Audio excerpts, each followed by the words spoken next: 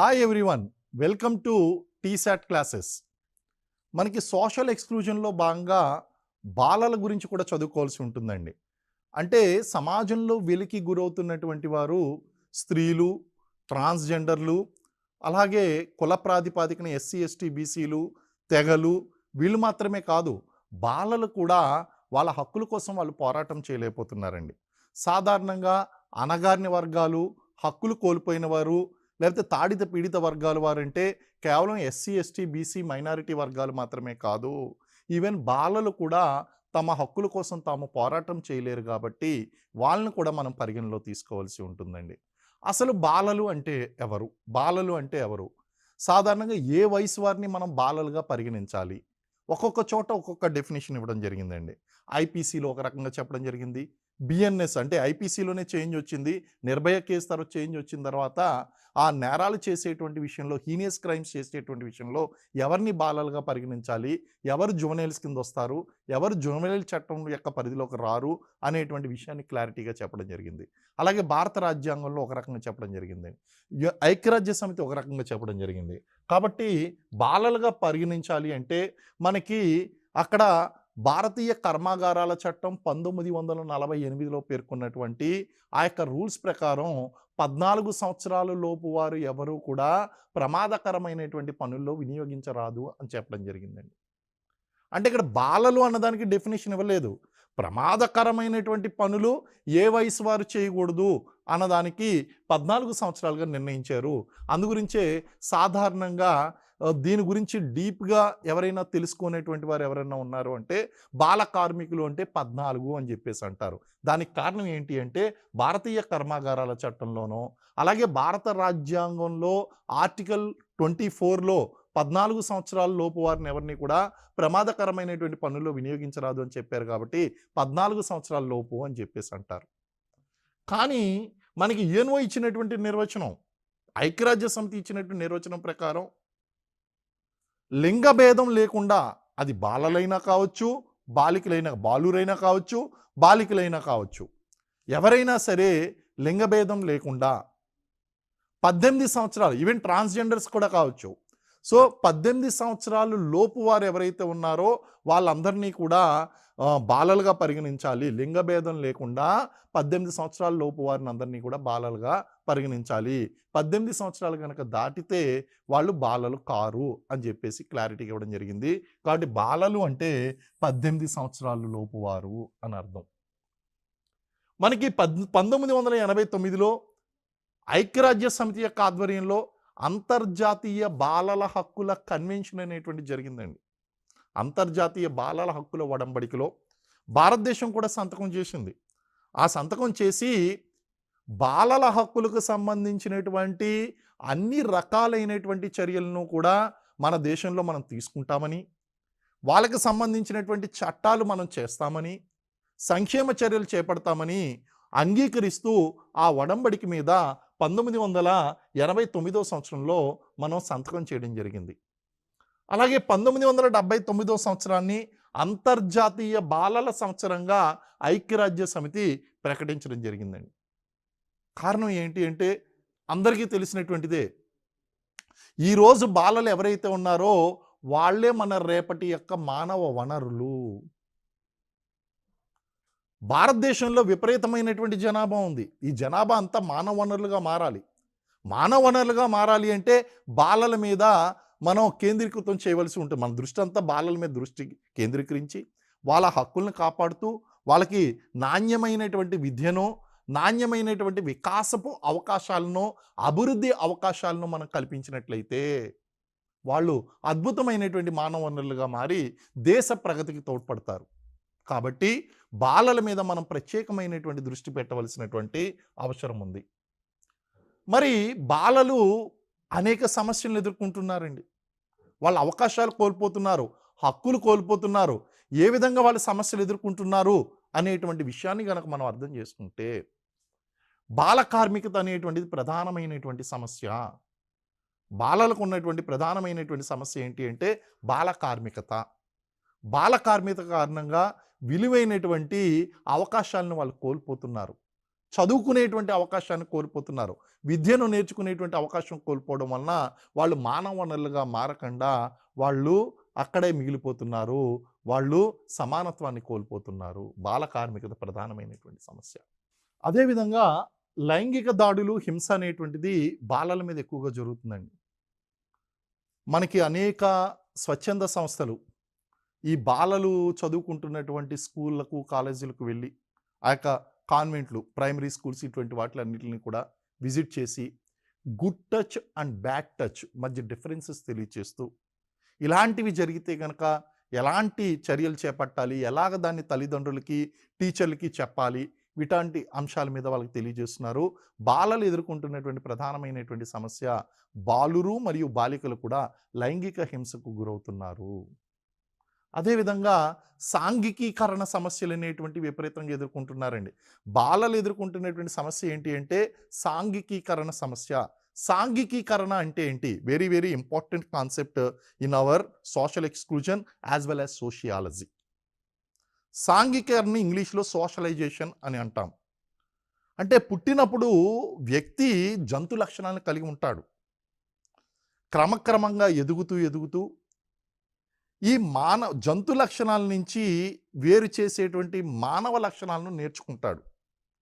Primary socialisation, secondary socialisation అంటే ప్రాథమిక అంశాలను నేర్చుకుంటాడు, ద్వితీయ అంశాలను నేర్చుకుంటాడు.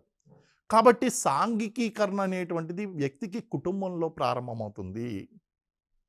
నడవడం, మాట్లాడడం, పర్సనల్ హైజీన్ ఇవన్నీ కూడా ప్రాథమిక సాంఘికీకరణలు. సో సోషలైజేషన్ ఏజెంట్, సాంఘికీకరణ ఏజెంట్లో కుటుంబం అనేటువంటిది ప్రధాన పాత్ర పోషిస్తుంది. దాంతోపాటు వీళ్ళు చదువుకునేటువంటి పాఠశాల, సమవయస్కులు, అలాగే చుట్టూ సమాజంలో ఉన్నటువంటి అంశాలు ఈ సాంఘికీకరణ ఏజెంట్లుగా పనిచేస్తాయి.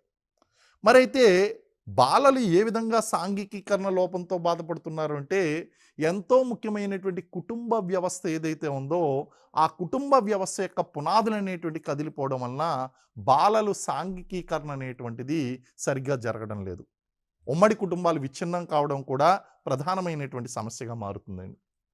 అలాగే బాలలు ఆరోగ్య సమస్యలతో బాధపడుతున్నారు. అనేక ఆరోగ్య సమస్యలు, పోషక సంబంధ సమస్యలతో బాధపడుతున్నారు. పోషక సంబంధ సమస్యలు క్వాషియార్కర్ ఇలాంటి పోషణ సంబంధమైనటువంటి వ్యాధులతో బాధపడడం, విటమిన్ల లోపంతో బాధపడడం, మినరల్స్ లోపంతో, ప్రోటీన్ల లోపంతో బాధపడడం, అండర్ వెయిట్ ఇలాంటివన్నీ కూడా సమస్యలు ఉంటున్నాయి. ఇవన్నీ పోషక సంబంధ సమస్యలు. అలాగే బాలల ఆరోగ్య విషయంలో మురికివాడల్లో ఉన్నటువంటి వారు, సరైనటువంటి ఆరోగ్య సదుపాయం లేనటువంటి వారు వీళ్ళందరూ కూడా ఆరోగ్య సమస్యలతో బాధపడడం అనేటువంటి జరుగుతుందండి. అక్రమ రవాణా బాలలు ఎదుర్కొంటున్నటువంటి మరొక ముఖ్యమైనటువంటి సమస్య ఏంటి అంటే అక్రమ రవాణా అండి. అంటే వాణిజ్య ప్రయోజనాల కోసం వ్యక్తులను ఒక ప్రాంతం నుంచి మరొక ప్రాంతానికి ఎగుమతి మరియు దిగుమతి చేసేటువంటి ఈ కార్యక్రమాన్నే అక్రమ రవాణా అంటాం, హ్యూమన్ ట్రాఫికింగ్. అనేక కారణాల వలన జరుగుతుందండి. హ్యూమన్ ట్రాఫికింగ్ అనేటువంటిది అనేక కారణాల వలన జరుగుతుంది. మానవ అవయవాలను అనేటువంటివి తీసివేయడం కోసం. ఎందుకంటే human organs are very vital and very important and costly.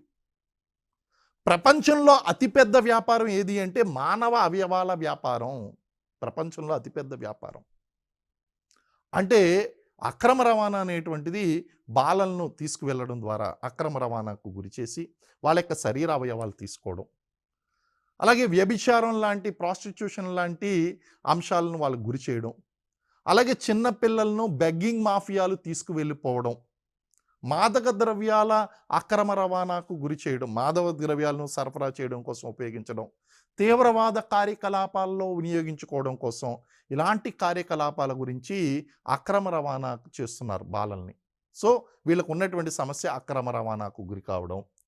అలాగే వెట్టి చాకిరీ, బాలల్లో ఉన్నటువంటి ప్రధానమైనటువంటి సమస్య ఏంటి అంటే వెట్టి చాకిరీ. బాల కార్మికత ఒక సమస్య అయితే చేస్తున్నటువంటి ఆ యొక్క పనికి కనీస వేతనాలు అనేటువంటివి, కనీస వేతనాలు పక్కన పెట్టండి, అసలు వేతనమే ఇవ్వకపోవడం అనేటువంటిది అక్కడ ప్రధానమైనటువంటి హల్వాహా మొదలైనటువంటి రూపాల్లో, జీరా పద్ధతి, హల్వాహా మొదలైనటువంటి రూపాల్లో తెలంగాణలో కూడా మనకి వెట్టి చాకిరీ బాలల్లో కనిపిస్తుంది. అలాగే బాలల హక్కులకి ఎటువంటి గుర్తింపు లేదండి. ఇప్పుడు మానవ హక్కులు అంటున్నాం, లేకపోతే స్త్రీల హక్కులు అంటున్నాం, ట్రాన్స్‌జెండర్‌ల హక్కులు అంటున్నాం. బాలల హక్కుల గురించి ఎవరు మాట్లాడేటువంటి వాళ్ళు లేరు. కాబట్టి బాలల హక్కులు గుర్తించకపోవడం, ఇవన్నీ కూడా బాలలు ఎదుర్కొంటున్నటువంటి ప్రధానమైనటువంటి సమస్యలండి. మరి బాలల హక్కులేంటి? వీళ్ళ హక్కుల్ని గుర్తించట్లేదు అంటున్నాం. ఏంటి అసల? అంటే ఫస్ట్ బాలలంటే వాళ్ళు సహజమైనటువంటి వాతావరణంలో ఆటలాడుకునేటువంటి అవసరం, ఆ యొక్క హక్కు వాళ్ళకుందండి. సహజమైనటువంటి వాతావరణంలో నాట్ ఇన్ ఆర్టిఫిషియల్ అంటే ఇండోర్‌లో ఆడుకోవడం కాదండి. వాళ్ళు గ్రౌండ్‌లోకి ప్లే గ్రౌండ్స్ అందుకొచ్చే స్కూల్స్ అనగానే పెద్ద పెద్ద విశాలమైనటువంటి మైదానాలు ఇవ్వడానికి గల కారణం ఏంటి అంటే బాలలనేటువంటి వారు సహజమైనటువంటి వాతావరణంలో ఆటలాడుకునేటువంటి హక్కు వాళ్ళకుంది. అలాగే నాణ్యమైనటువంటి విద్యను పొందేటువంటి హక్కు వాళ్ళకుందండి. ఈ 2 కూడా బేసిక్ రైట్స్. ఇలా చెప్పుకుంటూ పోతే దాదాపు వీళ్ళకి 40 రకాల హక్కులు మనకు కనిపిస్తాయండి. బాలలకు దాదాపు 40 రకాల హక్కులుంటాయి. ఈ హక్కులన్నిటిని కూడా మనం 4 రకాలుగా విభజించవచ్చు. ఏంటవి? మనుగడ హక్కులు, సంరక్షణ హక్కులు, వికాసపు హక్కులు, పాల్గొనే హక్కు. మనుగడ ప్రతి వ్యక్తికి కూడా జీవించేటువంటి వ్యక్తి ఆ హక్కు ఉన్నదండి. జీవించేటువంటి హక్కు ఉంది. కాబట్టి మనుగడ హక్కుల్లో భాగంగా జీవించేటువంటి హక్కు, సంరక్షణ హక్కులు వాళ్ళకి రక్షణ పొందేటువంటి హక్కు ఉన్నది. సమాజంలో ఇన్ని రకాల సమస్యలు ఉన్నప్పుడు ఆ సమస్యల నుంచి రక్షణ పొందేటువంటి హక్కు ఉంది. అది కల్పించవలసినటువంటి బాధ్యత ప్రభుత్వానిది, సమాజానిది, కుటుంబానిది. కాబట్టి వాళ్ళకి రక్షణ పొందేటువంటి హక్కులు ఉన్నాయి. దానితో పాటు వికాసపు హక్కులు, development. There is a difference between growth and development. Growth అందరూ అవుతారండి. గ్రో అనేటువంటిది మీకు సరైనటువంటి ఆరోగ్యపరమైనటువంటి పరిస్థితులు ఉంటే గనక, ఆ పోషక విలువలు గనక లభిస్తే గ్రోత్ అనేటువంటిది ఆటోమేటిక్గా కనిపిస్తుంది. బట్ వికాసం అనేటువంటి జ్ఞానాత్మకమైనటువంటిది. సో ఈ వికాసపు హక్కులు అనేటువంటివి, డెవలప్మెంట్ రైట్స్ అనేటువంటివి పిల్లలకు ఉన్నాయి. ఎదిగితే సరిపోదు, వాళ్ళకి ఆ వయసుకు తగినట్టుగా వికాసం అనేటువంటి చెందడం. Development indications are most important. అలాగే భాగస్వామిక హక్కు. బాలలకు సమాజ అభివృద్ధిలో పాల్గొనేటువంటి హక్కు వాళ్ళకు ఉంది. పార్టిసిపేటరీ రైట్స్ అనేటువంటివి ఉన్నాయి. ఇలా 4 రకాలుగా మనం ఈ 40 రకాల హక్కుల్ని కూడా విభజించవచ్చండి. మరి అందులో ముఖ్యమైనటువంటి సమస్య బాల కార్మిక సమస్య అని మనం చెప్పుకున్నాం. అసలు బాల కార్మికత అంటే ఏంటి? ఈ బాల కార్మికత మీద ఒక్కొక్క చోట ఒక్కొక్క డెఫినిషన్ ఇవ్వడం జరిగింది. మనం ఇంతకుముందు కూడా చెప్పుకున్నాం. భారతీయ కర్మాగారాల చట్టం 1948 సంవత్సరంలో వచ్చినటువంటి ఆ చట్టం ప్రకారము 14 సంవత్సరాల లోపు వారు ఎవరు కూడా ప్రమాదకరమైనటువంటి పనుల్లో పని చేయకూడదు అని చెప్పి మనకి బాల కార్మికతకు 14 ఇయర్స్ అనేటువంటిది నిర్ణయించడం జరిగింది. అందుకే బాల కార్మికులు ఎవరు అంటే 14 సంవత్సరాల లోపు పనిచేసేటువంటి వారని జనరల్గా చెప్పేస్తారు.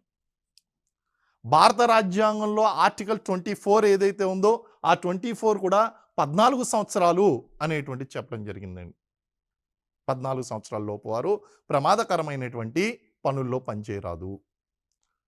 అంతర్జాతీయ కార్మిక సంస్థ 15 సంవత్సరాల లోపు వారు అంటే 14 ఇయర్స్ అండి.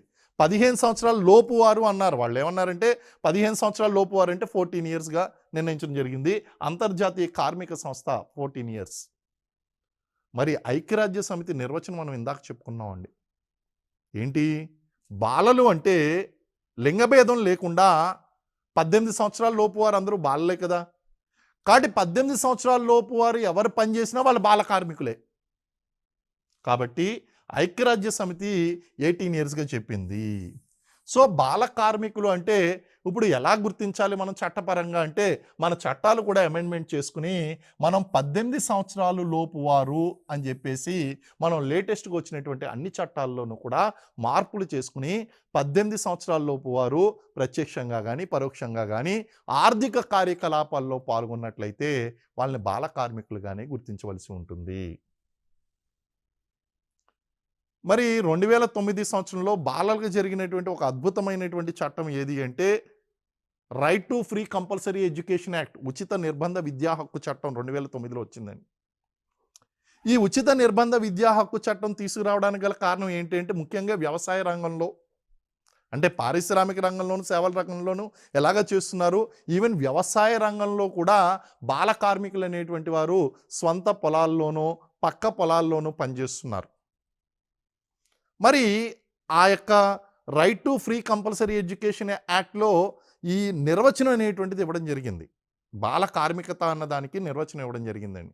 కారణం ఏంటంటే ఈ విధంగా ఎవరున్నా సరే వాళ్ళందరినీ తీసుకుని వచ్చి నిర్బంధంగా వాళ్ళకి ప్రాథమిక విద్య అనేటువంటిది ఇవ్వాలి అని చెప్పడం జరిగింది. మరి ఈ ఉచిత నిర్బంధ విద్యా హక్కు చట్టం ప్రకారం బాల కార్మికత అంటే ఏంటో తెలుసుకుందాం. సంవత్సరం మొత్తంలో కానీ, సంవత్సరంలో కొద్ది రోజులు కానీ, కండిషన్స్ చూడండి. సంవత్సరం మొత్తంలో కానీ, సంవత్సరంలో కొద్ది రోజులు కానీ, రోజు మొత్తంలో కానీ, రోజులో కొద్ది గంటలు కానీ, వేతనంపై కానీ, వేతనం లేకుండా కానీ, ప్రత్యక్షంగా కానీ లేదా పరోక్షంగా కానీ బాలలు ఎవరైనా సరే ఆర్థిక కార్యకలాపాల్లో పాల్గొన్నట్లయితే అది బాల కార్మికతగానే పరిగణించాలి అని చెప్పడం జరిగింది. అయితే ఇప్పుడు బాలలు వీళ్ళు సంవత్సరం మొత్తం కూడా స్కూల్కి వెళ్తారు, వేసవ కాలంలో పొలాల్లో పనిచేయడానికి వెళ్తారు. వీళ్ళు బాల కార్మికులా అని అంటే వీళ్ళు బాల కార్మికులే. ఎందుకంటే డెఫినేషన్ చెప్పాం కదా, సంవత్సరం మొత్తంలో కానీ, సంవత్సరంలో కొద్ది రోజులు కానీ. స్కూల్కి వెళ్తారు, 9 to 4 స్కూల్లో ఉంటారు, 9 to 5 స్కూల్లో ఉంటారు. కానీ స్కూల్ విరామం తర్వాత న్యూస్ పేపర్ వేయడమో, పాల ప్యాకెట్లు అమ్మడమో, ఉదయం సాయంత్రం కాలాల్లో పనిచేస్తూ ఉంటారు. మరి వీళ్ళు బాల కార్మికులా? వీళ్ళు కూడా బాల కార్మికులే. ఇక్కడ స్కూల్కి వెళ్ళడం, వెళ్ళకపోవడం అనేటువంటిది మాత్రమే కండిషన్ కాదు.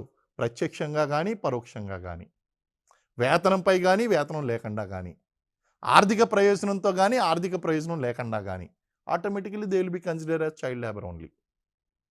అదేవిధంగా మనకి ప్రత్యక్షంగా అన్నారు, కొంతమంది డైరెక్ట్గా ఇన్వాల్వ్ అవుతారు, కొంతమంది ఇండైరెక్ట్గా, వాళ్ళని కూడా బాల కార్మికులుగానే చెప్పడం జరిగింది. వేతనంపై కానీ, వేతనం లేకుండా కానీ, వేతనం లేకుండా ఇంకా డేంజరస్ అండి. హలీ హల్వా జీరా పద్ధతులు చాలా డేంజరస్. బాండెడ్ లేబర్ కూడా, not only child labour, also వెట్టి చాకరీ, బాండెడ్ లేబర్ కూడా ఇన్వాల్వ్ అయ్యింది అక్కడ. కాబట్టి ఇలాంటి కండిషన్లో ఎవరు ఉన్నా సరే వీళ్ళని బాల కార్మికులుగానే పరిగణించాలి. ఇటువంటి వాళ్ళందరినీ కూడా గుర్తించి వాళ్ళకి ఉచితంగా, నిర్బంధంగా విద్యను అందించడమే ఈ యొక్క చట్టం యొక్క ముఖ్య ఉద్దేశము. కారణాలు ఏంటి?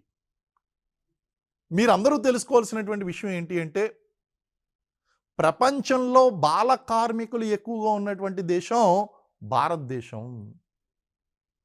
భారతదేశంలో ప్రపంచంలోనే బాల కార్మికులు అనేటువంటి వారు ఎక్కువగా ఉన్నారు.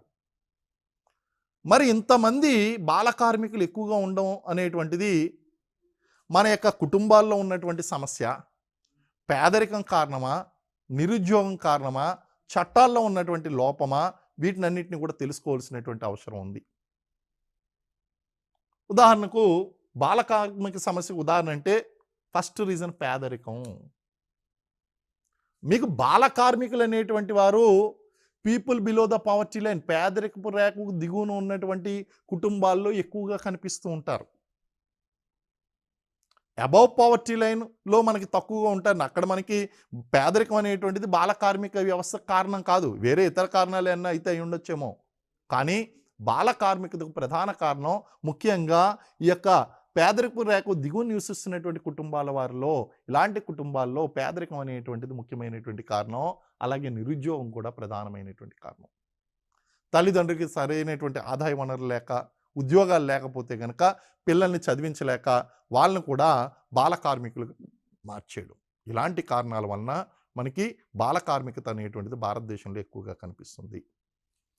అలాగే బాలల శ్రమ చౌక ధరన లభించడం, the child labour is very cheap అండి. కారణం ఏంటి అంటే, చైల్డ్ లేబర్, బాల కార్మికత అనేటువంటిది చట్టానికి వ్యతిరేకంగా జరుగుతుంది. కాబట్టి పని చేయించుకునేటువంటి వారు, పని చేయించేటువంటి వారు ఇద్దరికీ కూడా రిస్క్ అనేటువంటిది ఉంది. కాబట్టి వీళ్ళు ఏం చేస్తారంటే బాల కార్మికులకు తక్కువ వేతనాలు ఇస్తూ ఉంటారు.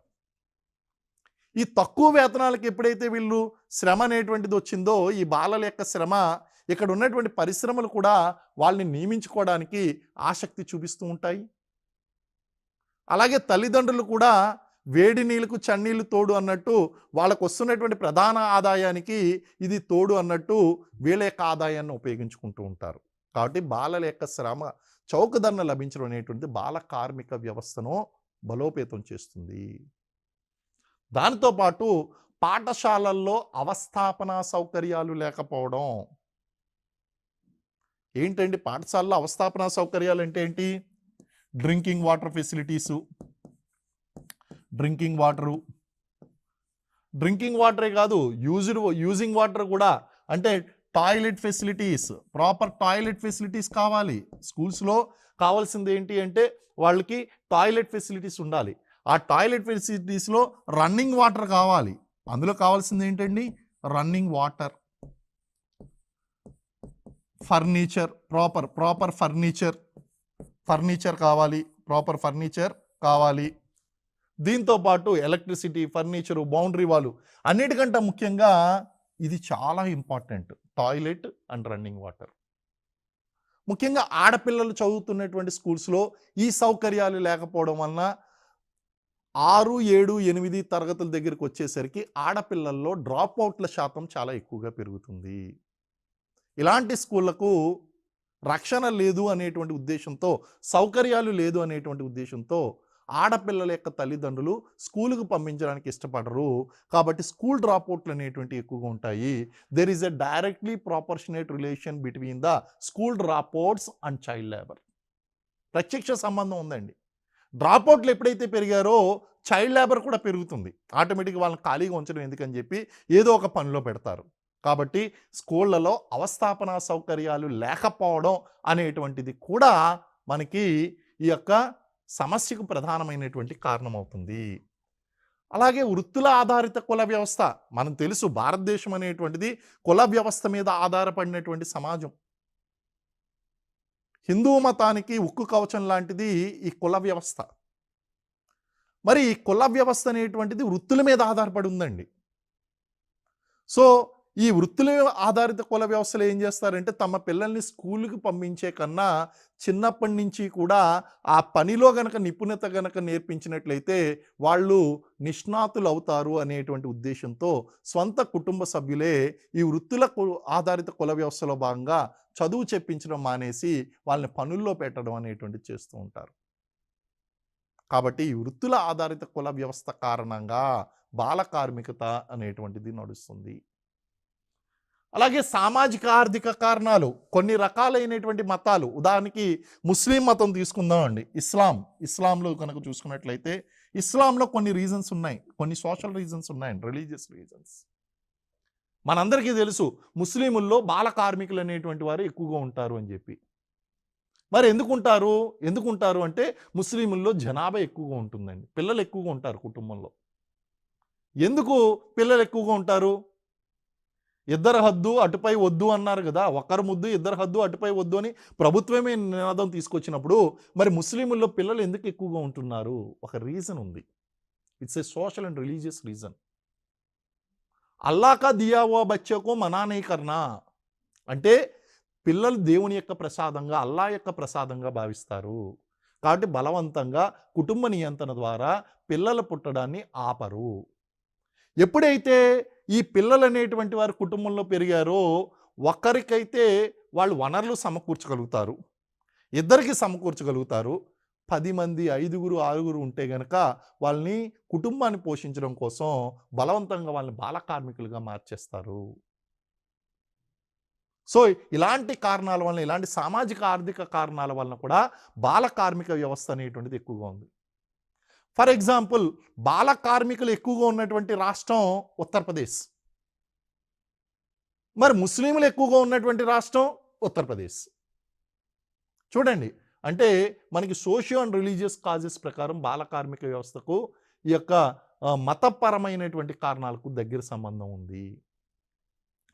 అలాగే బాల కార్మికులకు అనుకూలమైనటువంటి పరిశ్రమలు ఎక్కువగా ఉన్నాయండి.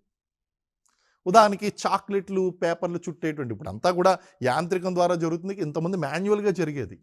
చాక్లెట్లు చుట్టేటువంటి పరిశ్రమ, బీడీల పరిశ్రమ, వజ్రాలకు సానపట్టేటువంటి పరిశ్రమ, విలువైనటువంటి రాళ్లకు పాలిష్ చేసే సానపట్టేటువంటి పరిశ్రమ, చేపల ఎగుమతి దిగుమతి పరిశ్రమ, తివాచీ పరిశ్రమ, గనుల పరిశ్రమ, బాణసంచా పరిశ్రమ, అగ్గిపెట్టెలు, మందుగుండు సామాగ్రి తయారీ పరిశ్రమ. ఇవన్నీ కూడా చూస్తే ఇవన్నీ కూడా బాలలకు అనుకూలంగా ఉన్నటువంటి పరిశ్రమలు ఎక్కువగా ఉన్నాయి. కాబట్టి బాల కార్మికత అనేటువంటి చాలా ఎక్కువగా ఉంది. దీంతో పాటు ప్రభుత్వ విధానాలు అనేటువంటివి మనం చూసుకున్నట్లయితే మనకి సోర్సెస్ అనేటువంటివి కుటుంబ వ్యవస్థ నుంచి వీళ్ళు వస్తున్నారు కాబట్టి కుటుంబంలోనే ఈ ఉచిత నిర్బంధ విద్యా హక్కు చట్టం లాంటి ఈ చట్టాలను బలోపేతం చేస్తూ ఈ పారిశ్రామిక చట్టాలు ఏదైతే ఉన్నాయో, బాల కార్మిక చట్టాలు ఏదైతే ఉన్నాయో వాటిని మరింత బలోపేతం చేయవలసినటువంటి అవసరం ఉంది. అలా బలోపేతం చేయడం ద్వారా వాటిని మంచిగా ఎగ్జిక్యూట్ చేయడం ద్వారా మనం బాల కార్మికత అనేటువంటిది కంట్రోల్ చేయవచ్చు. మరి బాల కార్మికులు ఎక్కువగా ఉన్నటువంటి పరిశ్రమలు ఏంటి? మనం చెప్పుకున్నాం ఆల్రెడీ. అగ్గిపెట్టెలు, మందుగుండు సామాగ్రి పరిశ్రమ. ఈ అగ్గిపెట్టెలు తయారు చేసేటువంటిది లేదా మందుగుండు సామాగ్రి, crackers industry, fire works industry అండి. అందులో చాలా ఎక్కువ మంది ఉంటారు. అలాగే గనులు పరిశ్రమ. గనులు మనకి మేఘాలయ ప్రాంతంలో ఎలుక బొరియల్ లాంటి గనులు ఉంటాయండి. సో అలాంటి సన్నటి బొరియల్లోకి వెళ్ళాలి అంటే చిన్నపిల్లల్ని ఎక్కువగా ఉపయోగిస్తూ ఉంటారు. సో గనుల పరిశ్రమలోను, చేపల ఎగుమతి దిగుమతి పరిశ్రమల్లోనూ, చేనేత పరిశ్రమలు, తివాచీ పరిశ్రమలోను, బీడీలు, తెలంగాణలో కూడా బీడీ పరిశ్రమ బాగా ప్రసిద్ధి చెందిందండి. సో ఈ బీడీలు చుట్టేటువంటి పరిశ్రమలోనూ ఇవి పరిశ్రమల్లో ఎక్కువగా మనకి కనిపిస్తూ ఉంటారు. ఈవెన్ సుప్రీంకోర్టు కూడా బాలలకు హానికరమైనటువంటి పరిశ్రమలను కొన్ని ప్రకటించడం జరిగింది. సుప్రీంకోర్టు ప్రకటన ప్రకారం బాలలకు హానికరమైనటువంటి పరిశ్రమలు ఏవి అంటే శివకాశి, తమిళనాడులో శివకాశి అంటే మీ అందరికీ తెలుసు, దీపావళి టైంలో చూస్తూ ఉంటారు. మనకి భారతదేశంలో బాగా ప్రసిద్ధి చెందిన ఫైర్ వర్క్స్ ఇండస్ట్రీ ఎక్కడ ఉందంటే శివకాశిలో ఉందండి. సో తమిళనాడులో శివకాశిలో ఉన్నటువంటి బాణసంచా పరిశ్రమ, ఆంధ్రప్రదేశ్లో మార్కాపురం, ప్రకాశం జిల్లాలో మార్కాపురంలో ఉన్నటువంటి పలకల పరిశ్రమ, స్లేట్ ఇండస్ట్రీ, మధ్యప్రదేశ్లో మాందసోర్లో ఉన్నటువంటి బలపాల పరిశ్రమ, స్లేట్ పెన్సిల్ ఇండస్ట్రీ, ఉత్తరప్రదేశ్లో మీర్జాపూర్ బదోయిలో ఉన్నటువంటి తివాచీ కార్పెట్ ఇండస్ట్రీ, తివాచీ పరిశ్రమ, గుజరాత్ సూరత్లో ఉన్నటువంటి డైమండ్ పాలిషింగ్ ఇండస్ట్రీ, జైపూర్లో, రాజస్థాన్ జైపూర్లో ఉన్నటువంటి విలువైనటువంటి రాళ్లకు సాన పట్టేటువంటి పరిశ్రమ, యూపీ ఫిరోజాబాద్లో ఉన్నటువంటి గాజు పరిశ్రమ, మురాదాబాద్లో ఉన్నటువంటి ఇత్తడి పరిశ్రమ, అలీగఢ్లో ఉన్నటువంటి తాళాల పరిశ్రమ, ఈ మూడు కూడా ఉత్తరప్రదేశ్లోనే ఉన్నాయి. ఈ పరిశ్రమలన్నింటిలో కూడా బాల కార్మికులు అనేటువంటి వారు ఎక్కువగా ఉన్నారండి. సో ఇది ఈరోజు కార్యక్రమంలో బాల కార్మికులు అంటే ఎవరు, బాల కార్మిక వ్యవస్థ యొక్క సమస్యలేంటి, బాలల యొక్క సమస్యలేంటి, బాల కార్మిక వ్యవస్థ యొక్క కారణాలేంటి, ఏ ఏ పరిశ్రమల్లో వీళ్ళు ఎక్కువగా పనిచేస్తున్నారు, ఈ అంశాల గురించి నెక్స్ట్ ఎపిసోడ్లో తెలుసుకుందాం. Thank you very much.